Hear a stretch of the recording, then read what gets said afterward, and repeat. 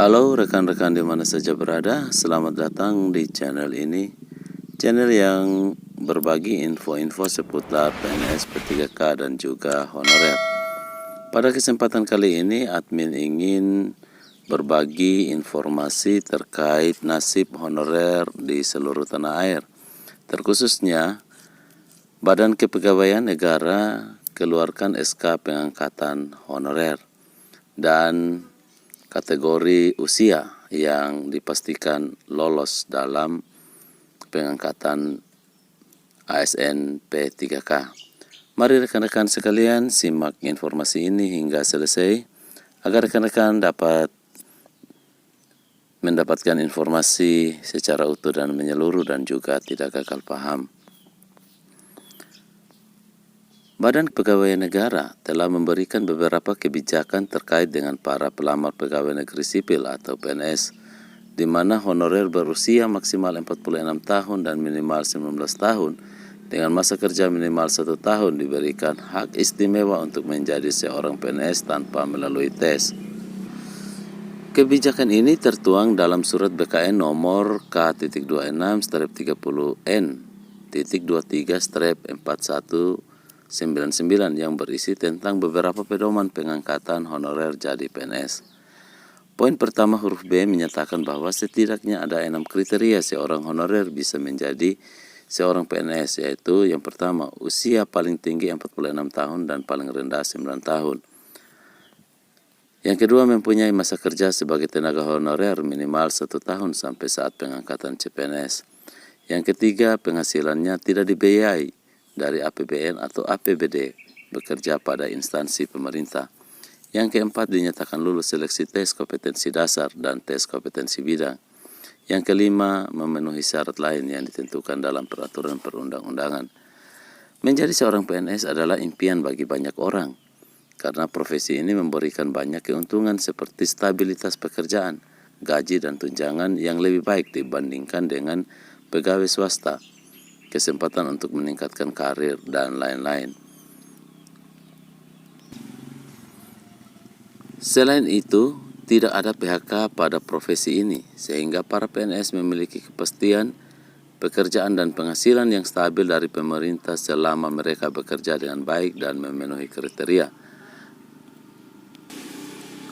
Namun, menjadi seorang PNS tidaklah mudah. Prosedur seleksi yang ketat dan membutuhkan waktu yang cukup lama harus diikuti, dan calon PNS harus bersaing dengan ribuan pelamar lainnya. Selain itu, mereka harus mengoptimalkan perjuangan saat mendaftar, mengingat ribuan orang yang mendaftar sehingga tidak ada istilah bejo. Tentunya usaha dan takdir akan selalu beriringan. Untuk menjadi PNS di Indonesia, seseorang harus melalui proses seleksi yang ketat melalui tes calon pegawai negeri sipil yang diadakan oleh pemerintah. Tes CPNS bertujuan untuk mengukur kemampuan akademik, keahlian, dan kualifikasi pelamar yang dibutuhkan oleh instansi pemerintah yang bersangkutan. Oleh karena itu, tidak mungkin menjadi PNS tanpa melalui proses seleksi dan tes CPNS yang ditetapkan oleh pemerintah.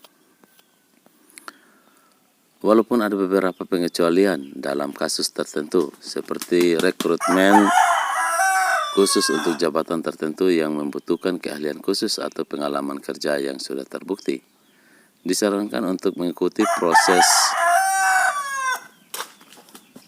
seleksi dan tes CPNS yang ditetapkan oleh pemerintah agar dapat memperoleh kesempatan yang adil untuk bersaing dengan calon lainnya, serta memastikan bahwa mereka memenuhi persyaratan yang ditetapkan untuk menjadi PNS.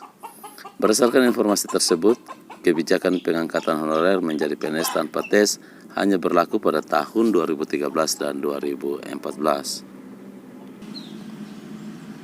Namun meskipun pada tahun 2023 masih menggunakan sistem tes untuk menjadi PNS, hal tersebut tidak mengurangi peluang bagi honorer yang memenuhi kriteria yang ditetapkan. Sebagai seorang honorer yang ingin menjadi PNS, tentu ada beberapa hal yang perlu diperhatikan. Yang pertama, rekan-rekan harus memenuhi kriteria usia dan masa kerja minimal yang ditetapkan oleh BKN. Yang kedua, rekan-rekan harus bekerja pada instansi pemerintah dan penghasilan rekan-rekan tidak dibiayai oleh APBN atau APBD. Selanjutnya, rekan-rekan harus lulus seleksi tes kompetensi dasar dan tes kompetensi bidang, serta memenuhi syarat lain yang ditentukan dalam peraturan perundang-undangan. Oleh karena itu, rekan-rekan mempersiapkan diri dengan baik untuk mengikuti tes CPNS agar memiliki peluang yang lebih besar untuk menjadi PNS. Selain itu, ada beberapa hal yang bisa dilakukan untuk meningkatkan peluang menjadi PNS. Di antaranya adalah meningkatkan kualifikasi dan kompetensi dengan mengikuti pelatihan atau pendidikan yang relevan dengan bidang yang diminati. Selain itu, rekan-rekan juga bisa mencari informasi terbaru mengenai kebijakan dan persyaratan terkini untuk menjadi PNS di situs resmi BKN atau instansi pemerintah yang bersangkutan. Dengan begitu, rekan-rekan bisa mempersiapkan diri dengan baik dan memiliki peluang yang lebih besar untuk menjadi PNS. Dalam proses menjadi PNS, penting juga untuk selalu menjaga integritas dan moralitas yang tinggi. Sebagai seorang PNS, rekan-rekan harus dapat menjadi teladan bagi masyarakat dan menjalankan tugas dengan penuh tanggung jawab serta berintegritas. Selain itu, rekan-rekan juga harus dapat bekerja secara profesional dan menjunjung tinggi prinsip-prinsip tata kelola yang baik dan efektif dalam melaksanakan tugas-tugas pemerintahan. Dengan begitu, rekan-rekan bisa menjadi bagian dari tim yang berdedikasi untuk membangun negara yang lebih baik. Jadi itulah informasi yang dapat admin bagikan bagi rekan-rekan sekalian sebagai informasi dan pedoman bagi rekan-rekan honorer di mana saja berada. Dan akhir kata, admin mengucapkan terima kasih bagi rekan-rekan yang terus setia mendukung channel ini. Dan bagi rekan-rekan yang baru menemukan channel ini, jangan lupa tekan subscribe dan nyalakan loncengnya. Terima kasih admin ucapkan kepada rekan-rekan sekalian.